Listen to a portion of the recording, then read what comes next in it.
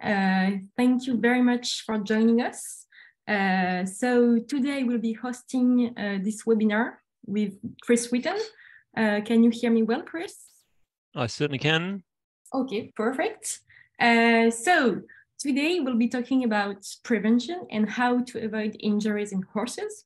And before we start, I'm just going to quickly introduce INO. For those of you who couldn't make it to the first webinars of this series. If you can just go to the next slide first, please. Okay, so just briefly, INO is a French tech company that develops technologies dedicating to the athletic horse performance and health monitoring. And so we have two brands. The first one is the training solutions with Equimeter. So Equimeter is a heart rate monitors that records cardio, GPS, and locomotion data during your racehorse training. And then we have the vet services brand who has two products. So the first one is Equimeter Vet. So it's kind of the same as Equimeter, but it also records scientifically validated ECG during training, as well as cardio, GPS, and locomotion data. And then finally, we have Equisim, which is a veterinary support tool to quantify locomotor asymmetries. And so now I will let Chris present this webinar. And Chris, just to remind you, is a professor at the University of Melbourne. And so Chris, the floor is yours. Thanks, Gabrielle.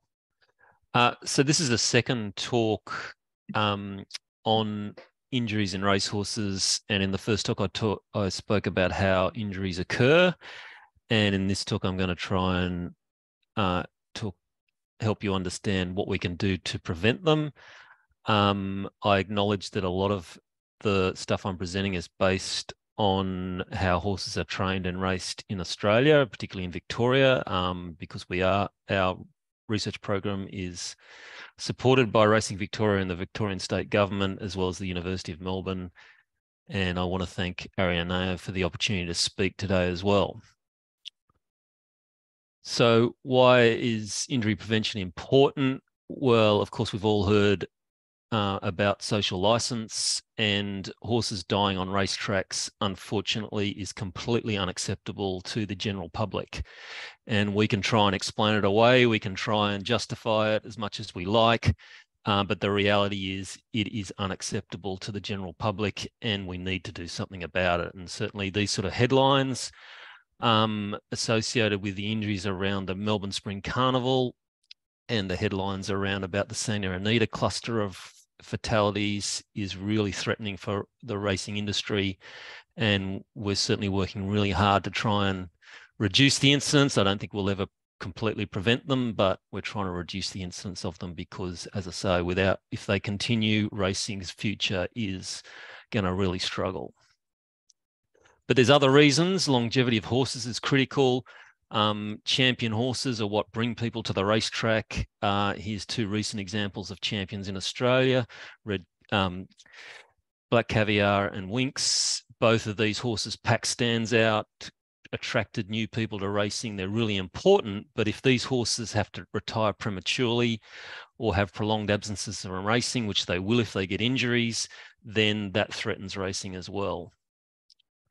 And then finally, even if you're not concerned about the other two reasons, if you're a trainer, I assume you think performance is important, and limb injuries in racehorses, and we've got a lot of evidence, and I'll show you some of that evidence today, shows us that limb injuries are a cause of poor performance. So if you're not addressing those, you're not having your horses performing to their maximum capacity.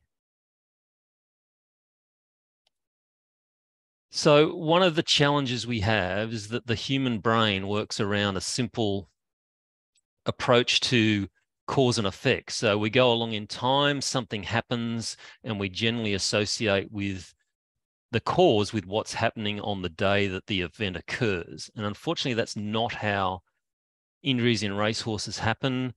They develop gradually, as I explained in my first talk.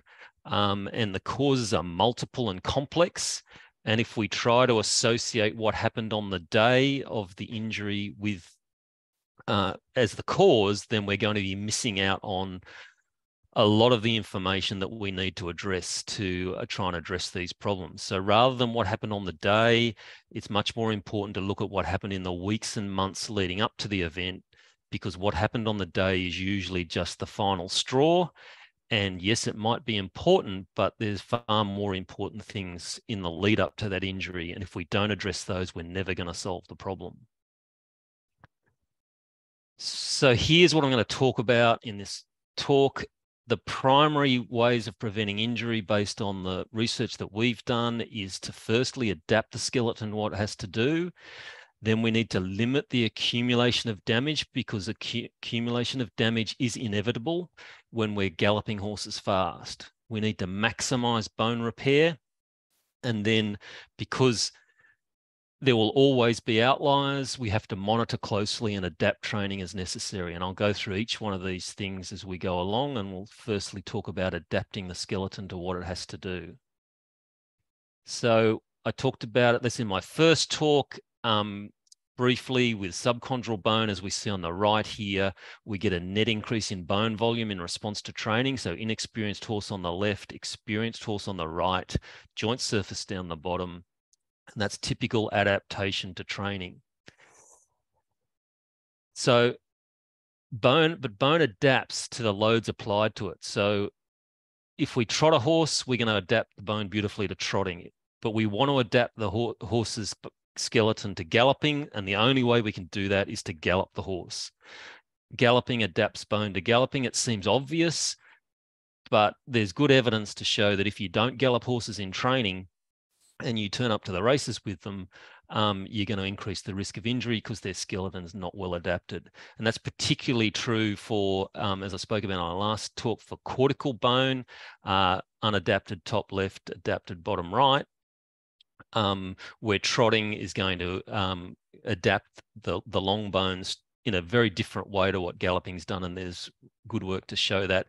It's a little bit more limited, as I said, my previous talk with subchondral bone, because it has much more limited adaptation potential, but it's still important. The good news is that it only requires low volumes of exercise for bone to adapt. So galloping a horse a couple of times a week is usually enough to get good adaptation. And of course, because galloping is what causes micro damage in the end, we want to do the minimum amount that gets us adaptation without overdoing it. And so the general principle about when we're increasing speed as we're introducing training to horses is to reduce the distance. So short, sharp bursts of speed at the end of a workout are the best way of doing it. It's not always easy to decrease the distance, but I certainly see some training methods where both distance and speed are increased at the same time. And I think that's a real problem. We need to either maintain or reduce distance when we increase speed. And you can't avoid talking about 2-year-old racing when you're talking about adapting skeletons to racing. And what we know about the mammalian skeleton is that it's most adaptable prior to puberty, and a lot of that information comes from humans, where elite sports people need to start doing at least some sort of sport in the growth phase before puberty to get the maximum adaptation of their skeleton. And there's a lot of work out of New Zealand from Elwyn Firth's group showing that early training in horses is shown to have benefits for the skeleton. And there's epidemiological data based on starting horses as 2-year-olds showing that they have longer careers and reduced injury risk, one of the big ones being humeral fractures, humeral stress fractures. Horses that don't race as 2-year-olds are particularly prone to these if they start later.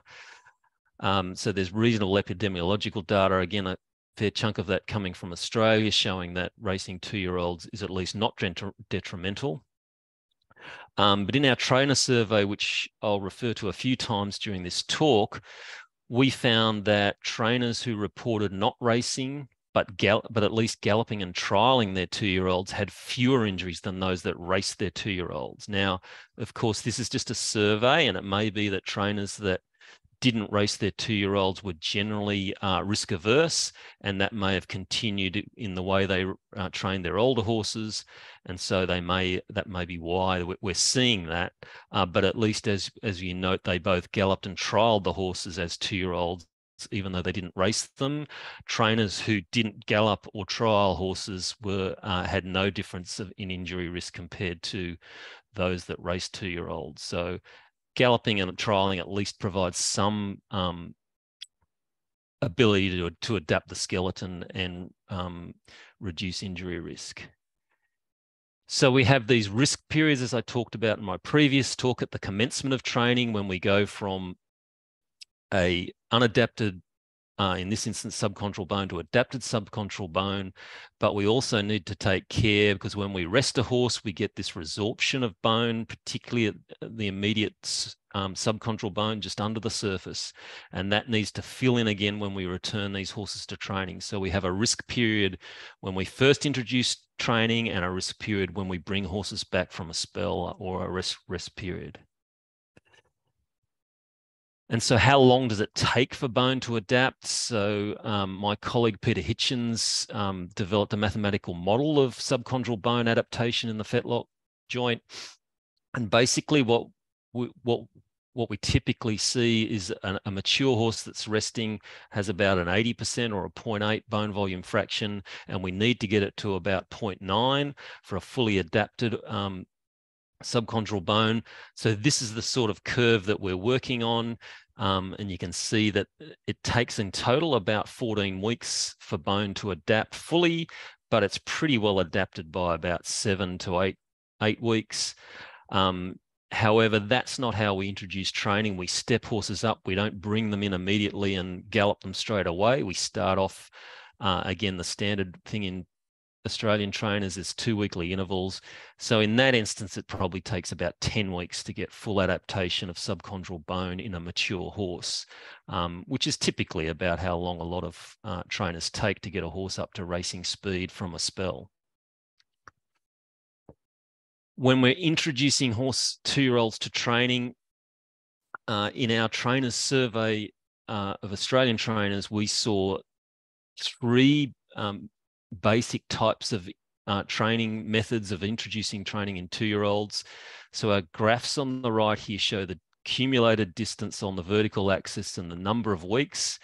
And you can see that some trainers use quite a high volume in their 2-year-olds. The speeds here are the green is 3/4 pace. And then we're stepping up to the higher speeds.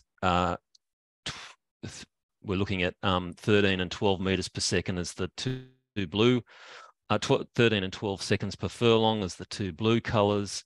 And you can see that there's, as I say, a group of trainers that use a relatively high volume, but take around about 12 weeks to get horses ready for trialing. There's a group that, again, use a relatively high volume over a shorter period of time. And then our group down the bottom that use relatively low volumes, but introduce high speed work, and again, over a relatively short amount of time. And based on the theories we have for bone adaptation, we would argue that this one at the bottom is the safest one, because you're providing the stimulus, but a low level of stimulus, and you're introducing speed to get the horse to adapt to speed before you trial the horse. These other ones are using higher volumes without the high speed, which is risking injury. And when we looked at the trainers who preferred to use this bottom one on the right here, the low volume work, they were the ones with the fewest injuries, as we would predict. The other thing you've got to look at is de-adaptation with racehorses and how quickly that occurs. So again, we said a mature horse that's race fit is around about the 90% bone volume fraction, or 0.9. When they go out to spell, they get down to about 0.8. So this is the typical pattern that we would see. And after about 8 or 9 weeks, you've got back to the baseline level. The thing you've got to watch is short spells, mainly because I think trainers are not always aware of how quickly you can lose bone. So if you spell a horse for, say, say 2 weeks, you stop galloping it, remembering that it's probably about a 4 or 5 day lag period before you start to lose bone. So we look at about the 10-day mark here. But if we say about a 2-week rest, we're going to get about a 2 to 4% loss of bone volume fraction. Now, you think that's not too much. And a lot of trainers think, well, it's still cardiovascular fit. The classic scenario in this would be a horse that's got a respiratory infection. They have to back off it to get it over that, but it gets over it in a couple of weeks, and they think, well, we can step this horse back up again and he's still cardiovascular fit. But if you've lost 2 to 4% of your bone volume fraction based on our data, you've lost around about 15 to 40% of your fatigue life, which is really significant. And clinically, we see this on a reasonably regular basis of those horses that have a couple of weeks break and get stepped back up too quickly, going quite sore quite quickly. And that's not an atypical scenario for us. And so the question is, well, what do you do? And I think the general principle that's been around the training game for some time is it should take you about double the time the horse has been off to bring the horse back to galloping full speed again. So if you have a 2-week break, you probably need 4 weeks of gradually returning to work to get back up to speed, rather than assuming that the horse is race fit and therefore skeletally fit. So moving along to limiting the accumulation of damage.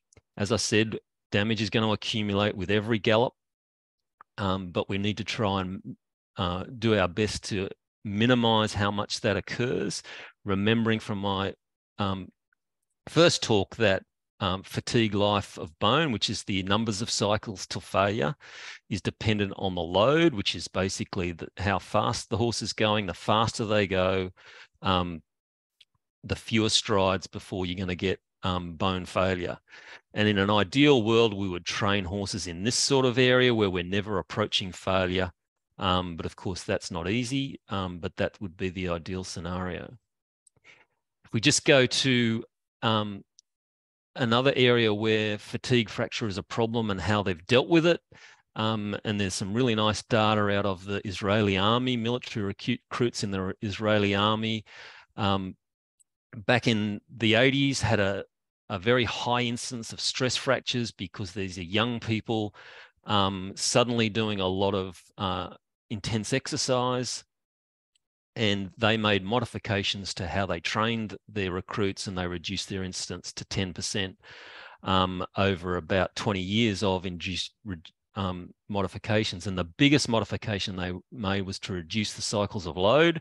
So they reduced the distance of marching, they reduced the distance of running, and this reduced the stress fractures by more than a half. But the really interesting thing was that it did not affect performance. Lower volume work, lower volume training was safer without impairing performance. So we've looked at, again, in our survey, what trainers actually do in Victoria. And you can see there's a very large, this is for the weekly high-speed work, so greater than sort of three-quarter pace and above, for trainers in Victoria. And horses basically fell into these various four different workloads. And you can see there's a vast difference in the volume of work that horses were doing. And you can say, oh, well, these lower ones are going to be your sprinters. But when we looked at sprinters, they covered all three of the lower workloads. So there's some sprinters doing more than double the amount of fast work compared to others. And when we looked at our stayers, they were in the top three. So again, there's stayers that are doing twice the amount of work, more than twice the amount of work that some other stayers. So huge variation in volume of work. And our first question was, well, does this affect performance? So when we look at strike rate or wins per starts as a measure of performance of trainers, and then we rank the trainers based on their workloads, with the highest workloads to the right, lowest workloads to the left, we didn't, there was very little effect of that on performance. And in fact, if you looked at the most successful trainers up here, they were in the bottom 2/3 of workloads. So training horses more didn't help you get greater success. And then we looked at catastrophic injury. So these are the the real injuries that we clearly want to avoid, trainers in the highest workloads had a significantly higher amount of catastrophic injuries than the rest of the trainers. So not only is high workloads not helping your performance, it's actually increasing your injury risk, not to mention the time and effort involved. And so why would you do it? So that cycles to failure, trying to minimize the volume of work. And again, as I say, we talk about with our trainers as trying to do the minimum amount of fast work you think you can get away with to reduce the risk of injury while maintaining fitness. The other area we can work on is load. So this is the amount of load per stride that each horse is subjecting their limb to. And that's actually got a greater return for your buck because of the exponential association between load and fatigue failure. And you say, well, how can you reduce load? Well, the first way is to go slower, and slower tracks, as we know, are generally safer. Foot balance is another way of reducing load, which I'll talk about, and obviously minimizing body weight, and I'll go through each of those. So we know that speed is directly related to load. The faster the horse goes, the greater the ground reaction force, and the greater the ground reaction force, as I pointed out in my previous lecture, the greater the load in the joints. The other thing that causes increased load in the joints, particularly the fetlock joint, is the fetlock moment arm, which is the distance of the center of rotation of the fetlock from the application of the ground reaction force, which is at the center of pressure of the foot. Faster the horse goes, the lower the fetlock sinks, and therefore the longer the moment arm. So not only are we increasing the ground reaction force as we go faster, we're increasing the moment arm, which amplifies that. So it's a double effect. And then there's also some evidence that the moment arm of the flexor tendon decreases with increased flexion, and that's going to also exacerbate the load in the fetlock joint. So speed is the real problem here. The faster we go, the greater the loads, and the greater the loads, the shorter the fatigue life. So if we look at how much fatigue is accumulated in a particular race, and here I've got the percentage fatigue life on the vertical axis. Don't worry about the actual numbers. Just look at the relative magnitude. For a 1,200 meter race, if we double the distance, we don't double the percentage fatigue life, and that's purely because these horses are going slower. Yes, a 2,400 meter race has significantly more effect on the skeleton than a 1,200 meter race, but it's not double because the horses aren't running as fast over the race. And this is based on our stride data from our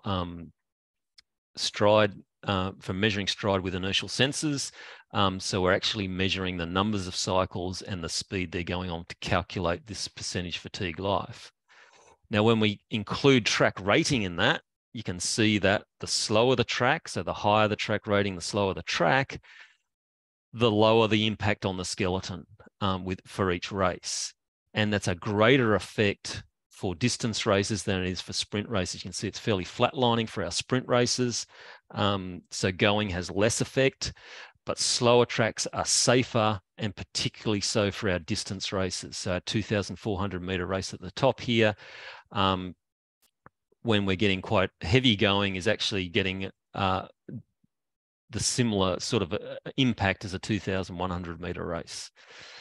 So that's why slow tracks are safer, and why jurisdictions are trying to, certainly in Victoria, where we have a problem with dry tracks, they have a policy of trying to keep tracks starting meetings at a minimum of a 4 rather than having them start the meeting at a 3, because it's always going to dry out on a hot day and get faster as the meeting goes on.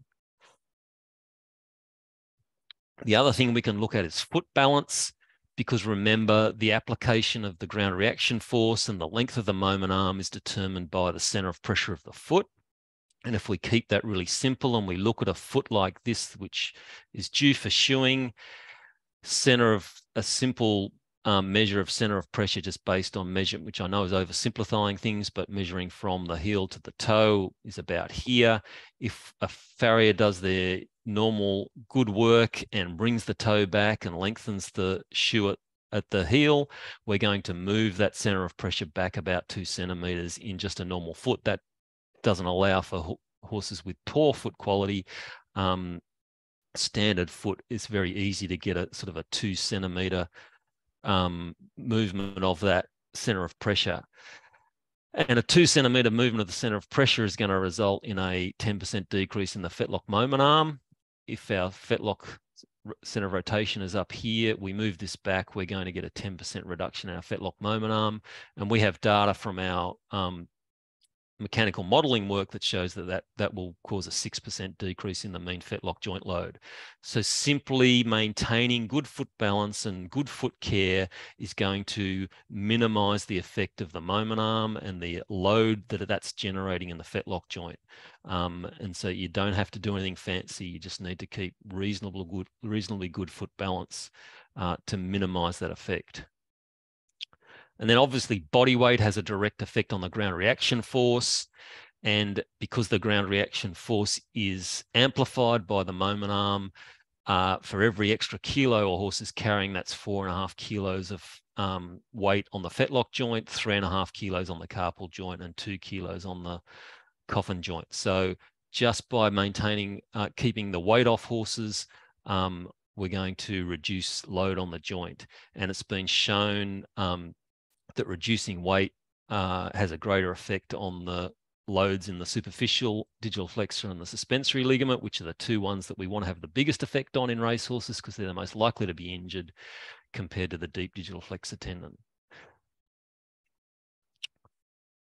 So next I'm going to talk about maximizing bone repair, which is another critically important part of minimizing injury risk. So as I said in my first talk, the majority of bone repair occurs when horses are resting, particularly in the highly loaded areas like the subchondral bone of the third metacarpal condyles, as we see here, joint surface at the bottom in a horse in full training, very little activity, not much going on. Here's a horse that's been resting for 9 weeks, and you see this is an extreme example, but it's really active, bone being resorbed and replaced really rapidly in this horse. Same here. Now we're looking at the parasagittal groove. This horse has micro damage in its parasagittal groove, but nothing is happening. That micro damage is not being repaired when it's in full work. But a resting horse has this very active repair process where this bone is being, the damaged bone is being removed and the dark bone is the new bone replacing it, showing you how resting a horse can allow bone repair. And we've shown that over when we look at multiple horses and quantify the micro damage like we have here again in the parasagittal groove, just underlying the cartilage of a cannon bone, that the amount of micro damage increases with horse age. So as they go through their careers, the amount of micro damage is increasing. So that tells us that the amount of repair is inadequate, because if you had adequate repair going on all the time, your micro damage level would be relatively stable and not increasing as the horse's career progresses. So this is what we think's going on with each training period. Micro damage increases. We rest the horse. Some is removed, but not enough. And with each subsequent preparation, we get more and more micro damage accumulating, because even though we're resting horses and repairing some of it, we're not removing enough to keep that stable. So in an ideal world, one way to deal with this would be to increase the duration of rest periods to get the levels back to a more stable level. Alternatively, we could increase the frequency to get the to maintain stability in our micro damage levels. And then I was asked at the previous talk, well, how long do you need to rest a horse? Well, of course, that depends on how, on the intensity and duration of the training and racing period. And clearly, if you've got a very intense preparation, you need a longer period than if you have a less intense. And so you can't look at these in isolation. You need to assess how intense the training period is, how much racing the horse has done as to how much time off it needs. And ideally, if you can minimize the amount of micro damage accumulating, then you don't need so much time off. And then looking at our survey of Australian trainers and what their preferences were for resting horses and what injury rates are. Here we have the number of trainers here doing each of these types of resting of horses. This is for this initial table is for 2-year-olds. Then we have in this column the relative rate of injury rate, incidence of injury. So you can see that the short and more frequent rests, trainers who preferred short and more frequent rests in their 2-year-olds had less injuries than the others. So short and less frequent, 4 times the injury rate, long and less frequent, double the injury rate, long and more frequent, 3 times the injury rate. And when we talk about short, we're talking about 6 weeks or less, and the more frequent are the 2 times or more a year. So for 2-year-olds, you're better off resting them reasonably frequently, at least 2, but probably more times a year, and doing that for 6 weeks or less. Longer periods of rest doesn't seem to help, even though you're doing it frequently. And I would argue that that's because these young horses need to adapt the skeleton. So if they're sitting in the paddock, they're not adapting their skeleton, but they do need short periods of rest reasonably frequently to allow the repair of their damage that's accumulated. And because they're young, they're probably turning their bone over reasonably rapidly. So a short period of rest probably provides enough time for that to happen. You don't need to give them long periods of rest. So when we look at our adults horses, or our 3-year and older horses, so our experienced race horses, it was a little different. And here the lowest injury rate was achieved by the trainers who preferred long and more frequent rests. And I would argue that that's because these horses are older, they've accumulated more damage, they have slower bone turnover, so they need longer, and they need them reasonably frequently to maintain a lower level of damage. As you can see, the effects were not as great here, and the differences were not as great as adults. And I would argue also that that's because a lot of the damage is already set up in these horses as 2-year-olds. And another reason why you need long periods of rest is once you accumulate damage, if you go beyond a certain level, it's actually very hard for the horse to repair them. So this is bone from the fetlock joint of a racehorse that's been resting for around about 8 weeks. And you can see that there's a very intense repair process, but it's not been able to get into this area of damage here because this area has lost its blood supply. Articular surface still intact here. So this is not beyond hope that this might repair, but it's really slow because we've gone too far and we've created too much damage.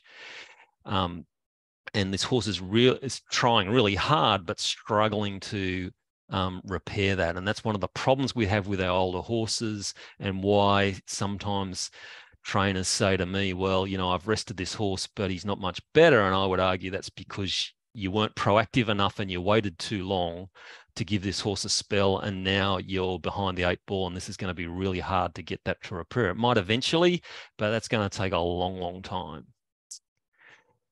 And then just to demonstrate, one of the things I was concerned about is, well, is adding an extra week or 2 weeks to a rest period of any benefit? Because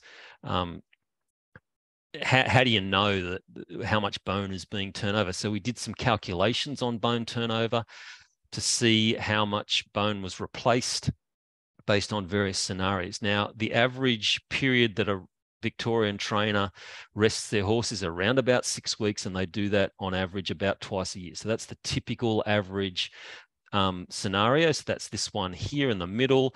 And those horses doing that are going to turn over about 25% of their subchondral bone in a year. So that's a reasonable amount, but it's probably not enough. As I said, we see on average that horses in Victoria accumulate damage over their careers. So this sort of resting scenario, which is the typical one that trainers are doing in a mature horse, is probably not enough. So the question was, well, if you do more, will it make much of a difference? And I was a bit skeptical that perhaps an extra week of rest would make a difference, but this is somewhat encouraging. If we look at our standard training protocol here on the top of 2 by 6 weeks of rest a year, and that means that they have 2 by 20 weeks training preparation per year. If we extend that by 1 week, so they're doing 7 weeks rest twice a year, that means they're in training for 19 weeks twice a year. Those horses increase their bone turnover in their lateral condyle by 5% and increase their parasagittal groove turnover by 3%. So that's pretty significant for me. I mean, just by adding 1 extra week makes that difference. If you add two weeks, then you're going to increase it by 12% and 7%. So I think as vets, if we're trying to encourage trainers to rest, every extra week of rest we can get out of a horse is going to be of benefit, and going to make a difference.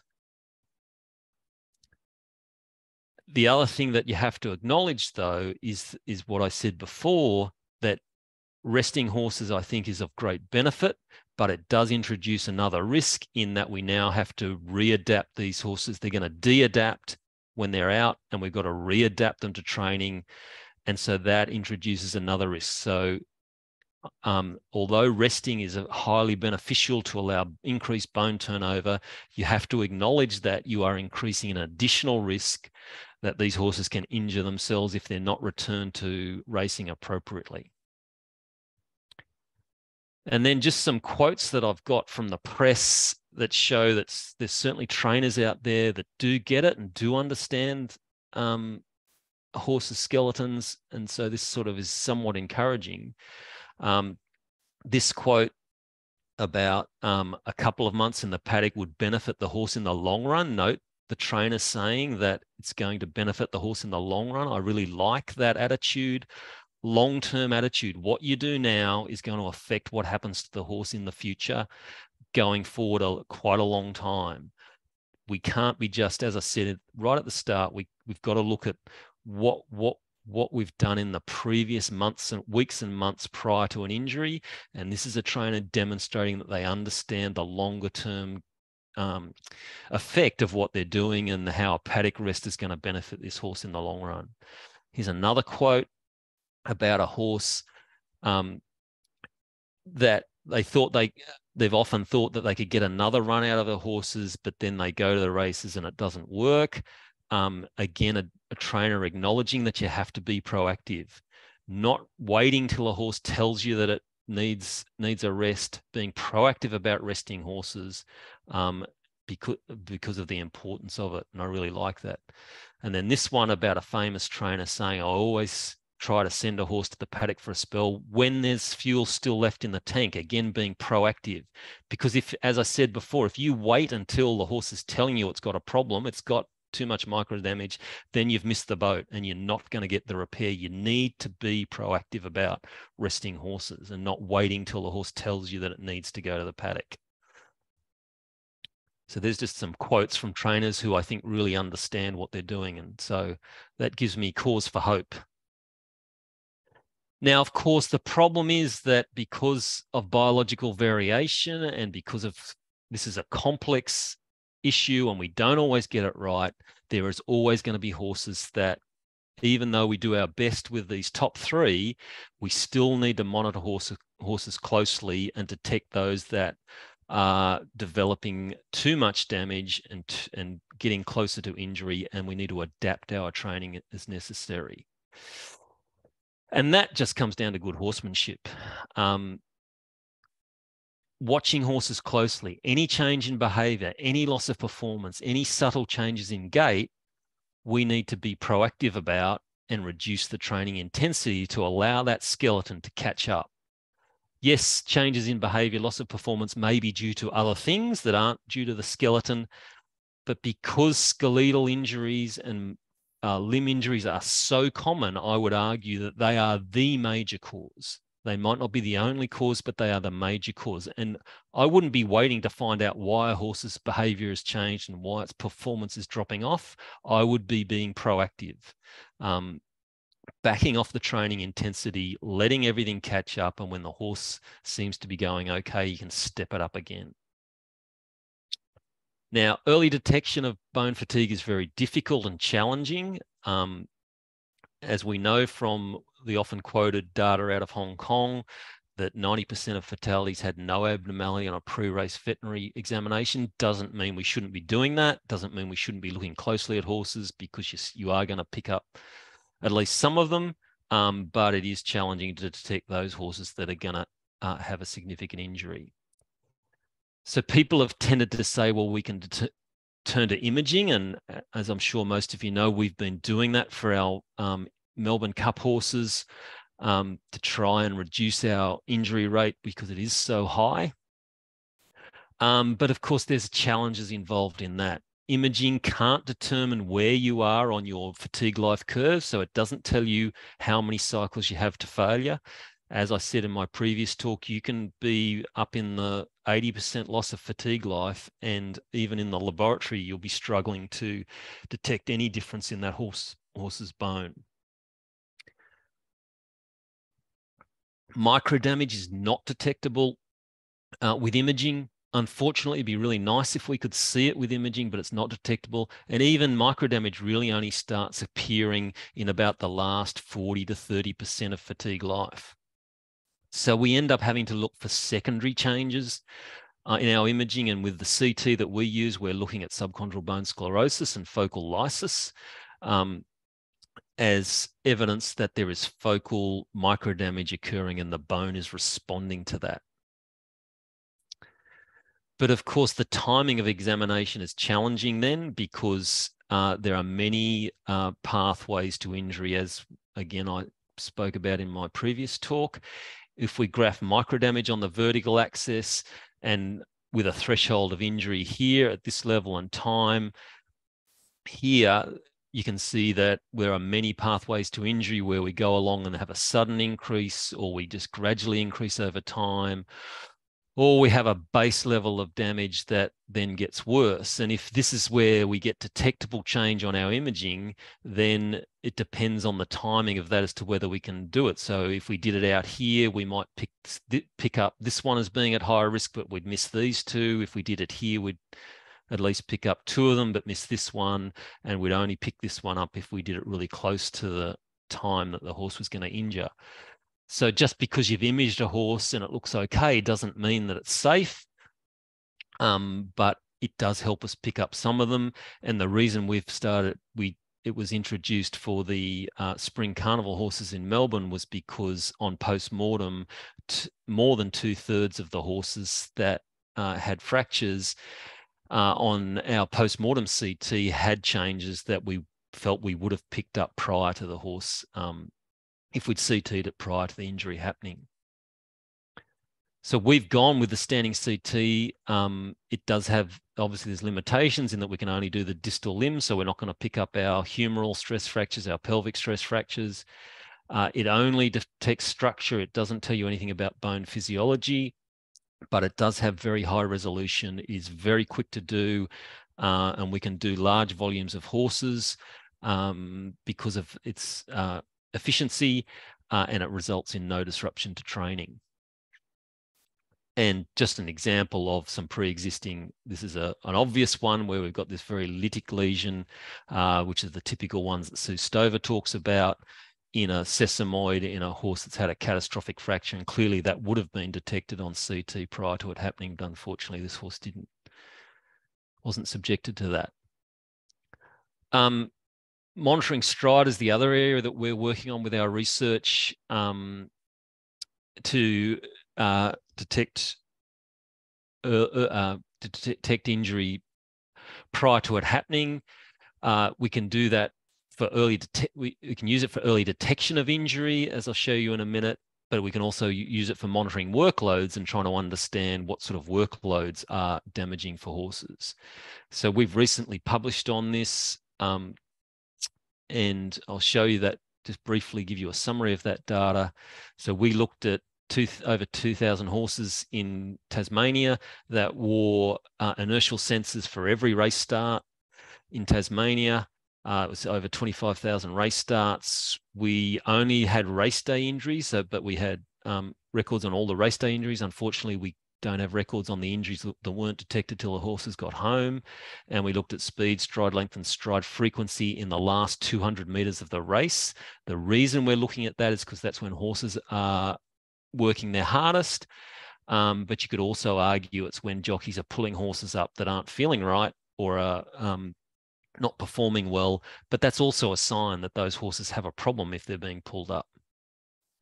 And we showed that their speed, if we look at their speed, and this is all horses with the statistical model showing the injured horses in red and the non-injured horses in blue up to the time we stopped measuring. And you can see that the injured horses' speed reduced more rapidly than the non-injured horses, and that happened for up to 6 races prior to injury, which I think is really interesting. I would never expected to see the effect of injury so long before it actually occurs, but we detected that in this data set. Notice that all horses are reducing their speed as they approach either retirement or the end of the study, which again is not surprising. And then we looked at stride length. It was even more impressive with our injured horses in red showing a rapid decrease in stride length, much more rapid than the control horses, which were relatively flatlining. So this is shown as some encouragement. Obviously, it's very complex because there's multiple things that affect stride length and speed, as we showed with track rating, racetrack, distance the horses are racing over. And so the modeling we have to do is quite complex to correct for all of these things, but it shows some promise that we might be able to detect, at least in some horses, that they're developing injuries. And then the other thing is monitoring workloads, and here's that over, again, that's similar data to what I showed before on how much of the fatigue life is used up per race. And finally, I'll talk about medication because I was asked this question in the previous talk, and we've done some work on this. Now, obviously, there's no evidence that medications directly increase the risk of injury. They're not damaging the tissues. They're in fact helping the tissues that we're applying them to. So when we're doing intra-articular injections, it's mostly directed at the soft tissues to reduce inflammation. But the thing you have to understand is that they have no effect on bone fatigue, and that's going to continue to accumulate. And we showed that after musculoskeletal injury rates increase higher than controls for 7 weeks after an intra-articular injection. So here's the graph of the hazard ratio. After injection, it doesn't return back to baseline until 7 weeks, but you can see that at the maximum they're around about 13 times the risk of injury compared to a horse that wasn't injected. And in the UK, they've shown that the fracture rate is higher following multiple injections of corticosteroids into joints, and we found the same thing with multiple injections. And the reason we think this is the case is that they're not affecting bone fatigue, but they're given to horses with an underlying musculoskeletal injury condition. Generally, they're being given for a reason, and a high proportion of those are due to bone fatigue problems. And by allowing these horses to continue to train and race, they're going to continue to accumulate bone fatigue, and so make those have the risk of increasing the severity of those fatigue injuries over time. And so we showed that musculoskeletal injury rates were higher for 7 weeks post-injection. And the easy way to remember this is that the baseline injury rate is about 1 in 50. So in a 7-week period, about 1 in 50 horses will develop a significant musculoskeletal injury. When we inject them with intra-articular injections, the injury rate came to 1 in 6. Now that means that 5 horses were injected without any consequence. So we're not saying that every horse that is injected has a problem. What we're saying is that you have to understand that there is an increased risk of injury. And that's something that you need to understand. Doesn't mean you shouldn't do it. And as a clinician, I still do injections, but I do it with my eyes open and understanding what the risks are. And there's a higher risk when you do it multiple times. We found that the risk of injury doubled when you do it multiple times compared with a single injection. And then finally, just to illustrate, I think this is a nice illustration of what I've been talking about. I just wanted to, and I know that this is anecdotal, looking at just 2 horses, but it's just a way of illustrating some of the principles I've been talking about. So these are the 2 best horses, Australian horses, that I've seen in my career, but both with very similar careers, and both sort of middle to long distance horses where they were at their best.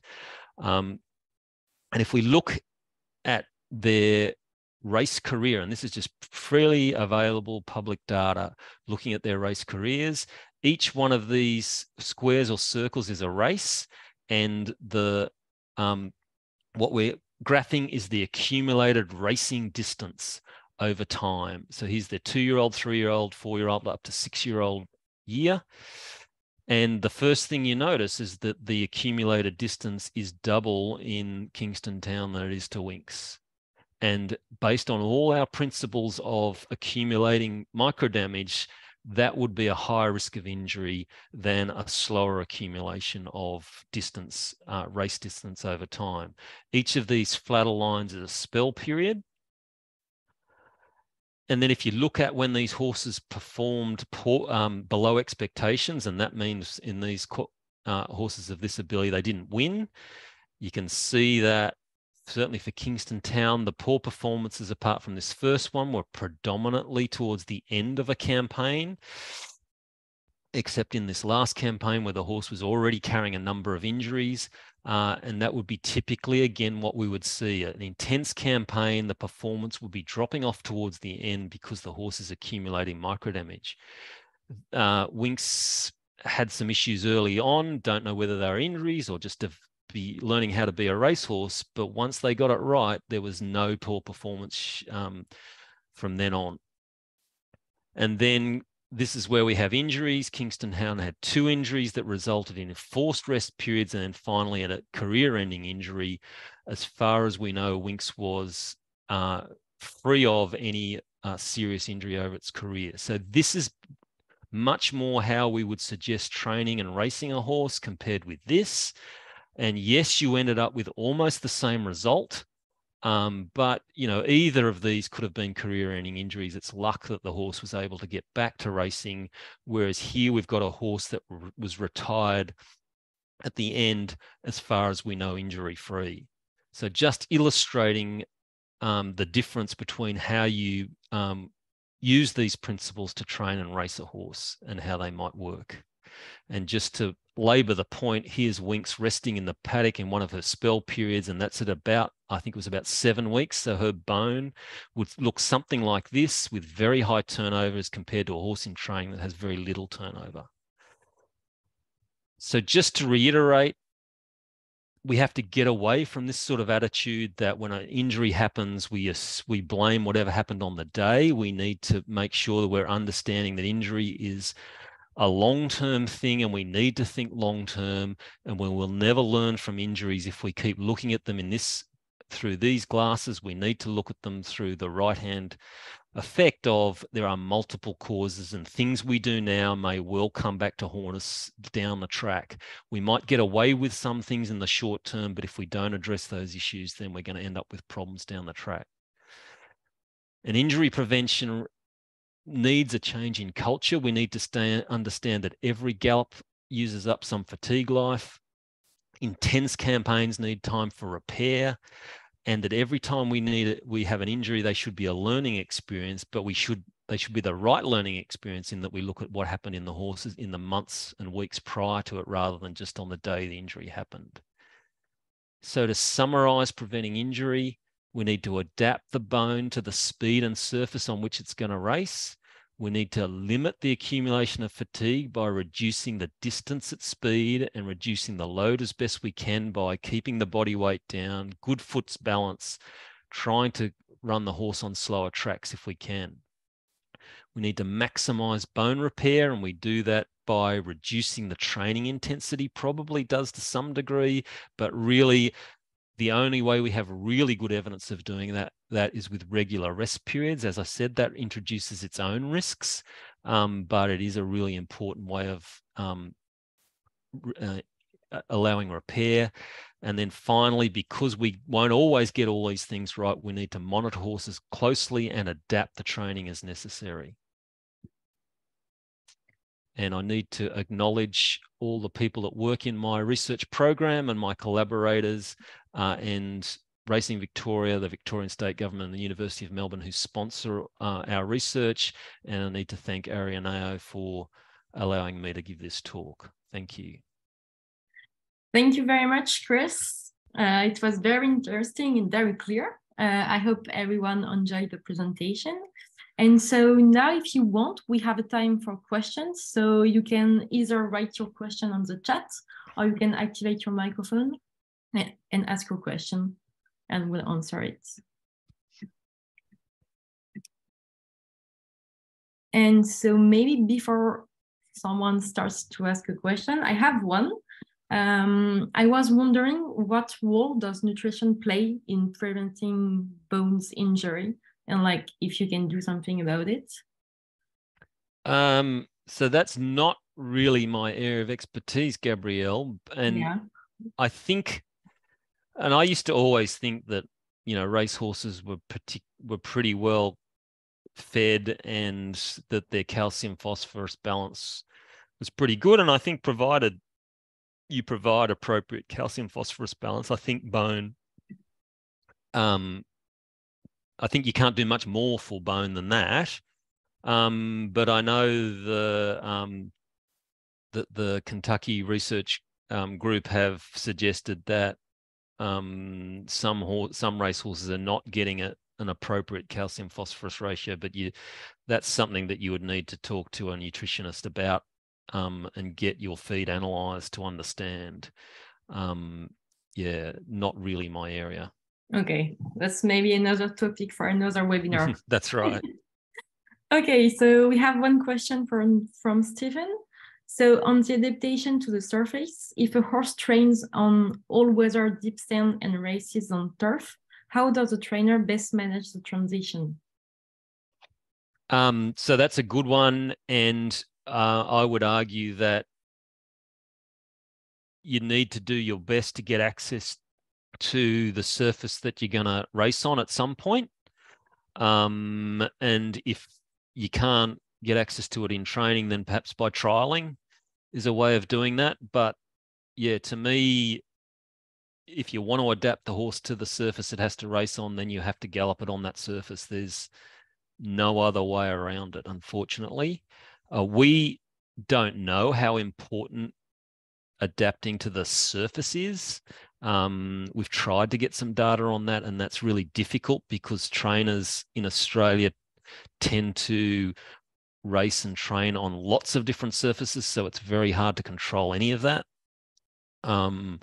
So I don't know that I'd panic about that. It's probably more important to adapt to speed than to surface, but anecdotally there are slightly different injuries on different surfaces, so we do expect that you do need to adapt to the surface if you can, but we accept that that's not always easy, and you just have to do your best.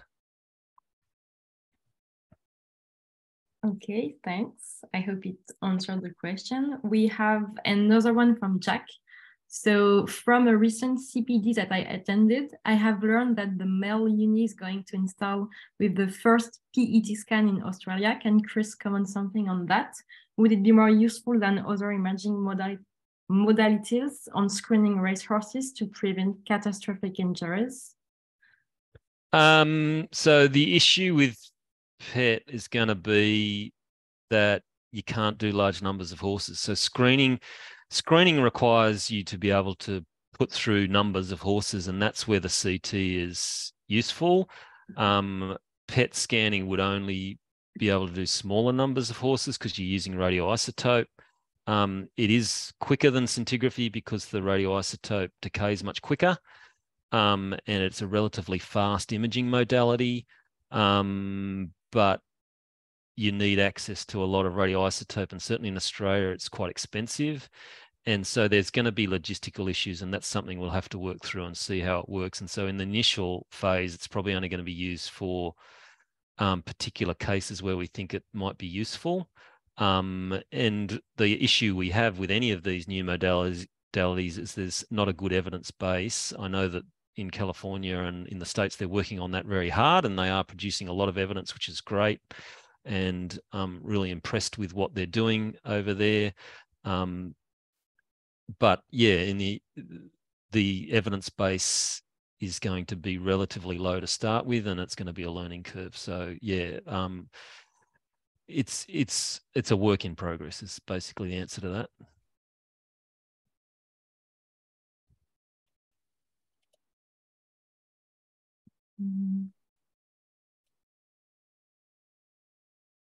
I'm not sure we're gonna get other questions.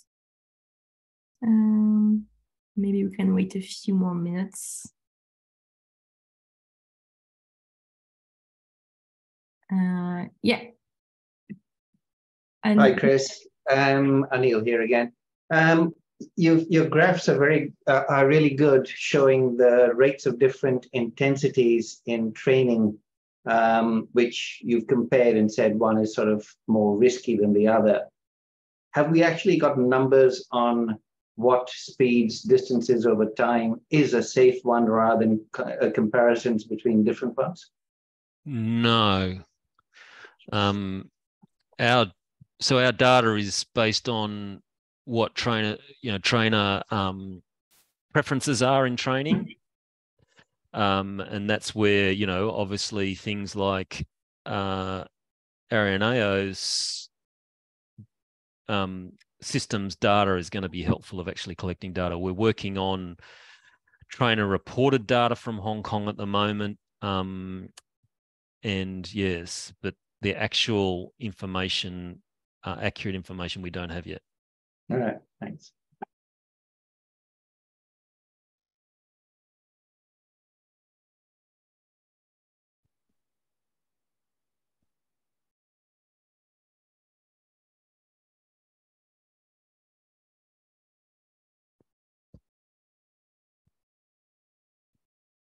Okay, so I think if we don't have any more questions, we're gonna end the webinar.